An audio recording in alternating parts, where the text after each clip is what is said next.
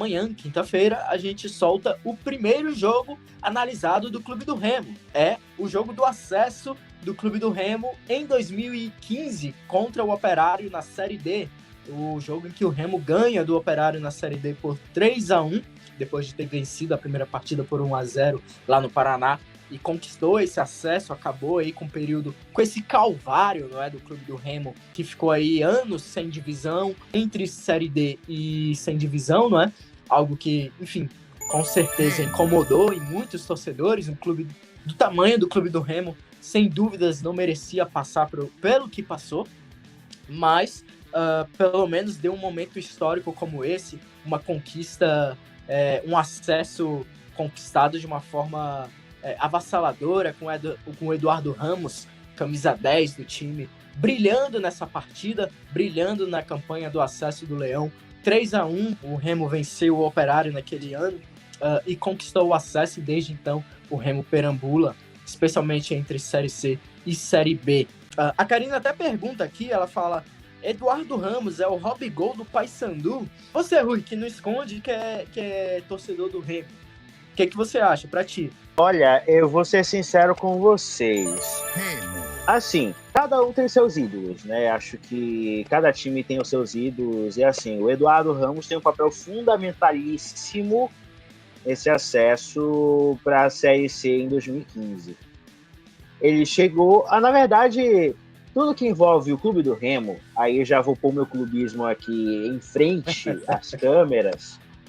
Tudo que envolve o Remo é sempre uma aventura, né? Porque chegou vaiado, com a torcida de costas, até porque veio do maior rival.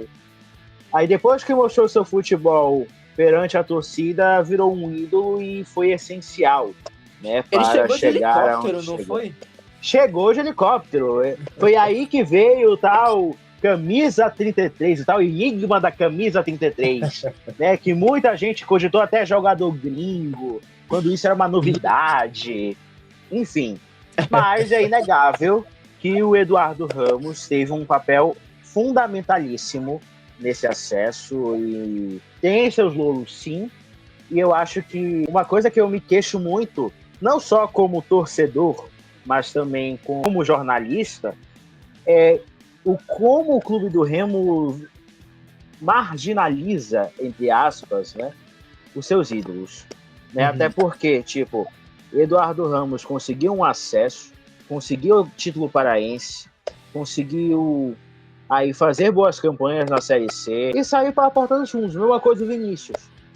Então, tipo, Remo deveria valorizar mais os seus ídolos, porque não à toa, eles são ídolos, não são à toa, gente. Conseguiram várias coisas para o Clube do Remo, colocaram o Remo em cima, como há muito tempo não se via. Hoje, se a gente tem uma noção nacional do Clube do Remo, atualmente, se dá a esses jogadores também, né? E não apenas a camisa, não apenas a torcida, mas também são esses ídolos. Então, o Remo poderia valorizar ainda mais seus ídolos, não depois que morre, né? Como foi o Alcino, né? Então, a gente precisa realmente mudar essa cabeça, essa mentalidade que o Clube do Remo tem perante aos seus ídolos. Mas sim, Eduardo Ramos ficou na história, né, trouxe esse acesso que até hoje foi tão bem-vindo, né, um acesso que foi tão bem-vindo para o Clube do Remo.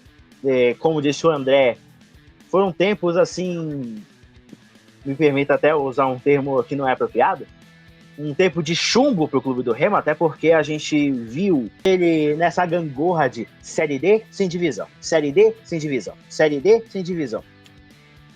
E claro, precisava dessa guinada, né?